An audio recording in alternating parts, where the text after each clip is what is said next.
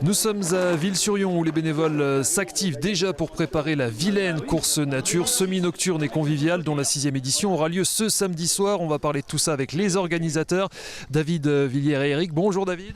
Bonjour. Bon, vous êtes soulagé, on imagine, de remettre le contact après 2 années blanches. Après 2 années blanches, oui, on est content de reprendre un petit peu la manifestation et puis de remettre un peu tout le monde... Enfin, ou c'est l'inverse, c'est tout le monde qui nous a remotivés pour refaire la 6e édition de la Vilaine. Là, il y a un peu de montage de chapiteaux ici, les parcours enfants, et puis il y a eu un petit peu de débroussaillage aussi sur les sentiers. Déjà, il y a beaucoup en forêt. On a 14 km de sentiers, de chemins. Donc la nature a repris ses droits sur les 3 années qui sont passées. On a joué de la tronçonneuse, de la débroussailleuse. Heureusement que tous les bénévoles sont là. On y était encore hier jusqu'à midi. Il nous reste encore un petit peu à faire, mais un peu de nettoyage, 3 fois rien. Et puis finir le balisage forêt, fermer les chemins, pour que le parcours il soit vraiment, qu'il se perde pas, puisqu'on est de nuit. La rubalise, on la voit pas, on voit que nos flèches rétro-réfléchissantes, donc c'est un peu particulier, mais voilà, normalement, on n'a jamais eu d'erreur, on n'a jamais eu de personnes qui se sont perdues. On va encore croiser les doigts cette année pour que ça soit pareil. Voilà. On sait que les courses nature marchent plus forcément aussi bien qu'avant depuis la pandémie. Qu'en est-il des inscriptions là pour ce week-end ? Alors pour les inscrits, on est à peu près 120 sur le 10, 80 sur le 18 et à peu près 80 enfants. Voilà, on est à 280. Donc on espère passer les 300 puisque beaucoup m'ont envoyé des messages pour me dire qu'ils allaient venir s'inscrire sur place. Donc voilà, c'est sûr que vu les 580 qu'on avait eu lors de la 5e édition, on sait que les gens ils sont un peu dispersés aussi.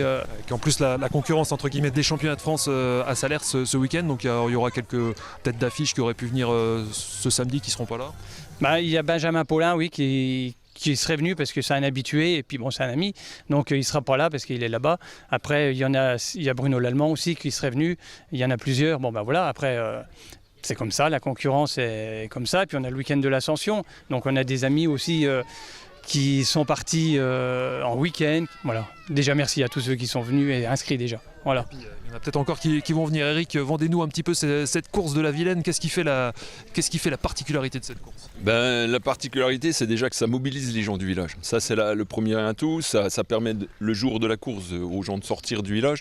Ça fait une animation terrible sur tout le week-end. Donc ça met une émulation qui est intéressante pour le village. Et puis, il y a un deuxième avantage de cette course, c'est que le fait qu'on aille débroussailler des chemins et des parcours fait que les gens ont accès au bois plus qu'à l'habitude. Et puis il y a un troisième atout, c'est que ça permet de souder des gens du village. On s'entend très bien. David, c'est sûr, au bout de quelques temps, avait peut-être perdu un peu de motivation. Et là, on s'est remobilisé. On l'a bousculé un petit peu pour que les choses repartent. Voilà, je pense que pour le village, c'est une manifestation importante. Voilà. Et puis sur la formule, c'est semi-nocturne, il n'y en a pas tant que ça. C'est des formats qui sont accessibles à tous.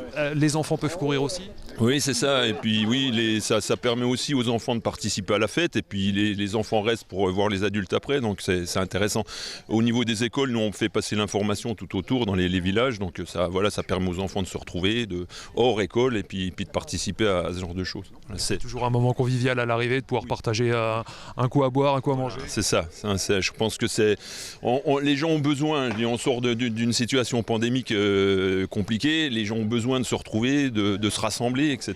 Donc voilà, ça c'est l'atout de cette manifestation. C'est bien vendu ça. Merci beaucoup Eric. Merci à vous. On va se tourner vers David. David, si vous pouvez nous redonner les horaires de la Vilaine 6e édition. Alors à partir de 18h30, on démarre avec les courses enfants. Voilà, à peu près jusqu'à 19h15. Et à 20h30, le départ du grand, de la course phare, on va dire, le 18 km. On peut le faire en individuel ou en relais. Le premier part avec le départ du 18. Le deuxième, lui, monte dans la forêt avec la voiture, qui se trouve à 3 km, le ravito. Et ils se transmettent le dossard là-haut. Et après, à 21h, on a le départ du 10 km. Voilà, la course qui est accessible à tout le monde, qui a 100 et quelques mètres de dénivelé, voilà, 150 je crois. Et c'est relativement plat, il y a 6 km de forêt. Donc voilà. Et puis après, on a un petit barbecue, on a tout, la petite restauration rapide pour que tout le monde puisse raconter sa petite histoire de course à l'arrivée. Super. Merci beaucoup David et on sera là samedi. Merci beaucoup à vous et puis à samedi.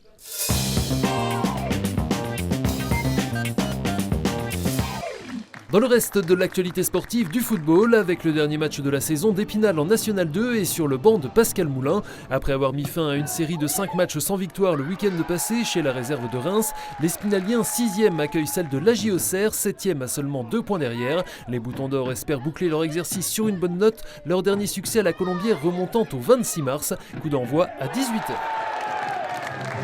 Après une parenthèse en Coupe Grand Est ce jeudi, retour au championnat pour les pensionnaires de National 3. Après s'être qualifiés aux dépens de Sarre-Union pour la finale régionale qu'ils disputeront le 11 juin prochain, les joueurs de l'ES Taon se rendent chez la Lanterne Rouge Amnéville. Sèchement battu par la réserve de l'Estac, tenante du titre de cette coupe régionale, l'USRA en l'étape reçoit Ilkirch mal classé. Match à 18h au stade Paul Gasser.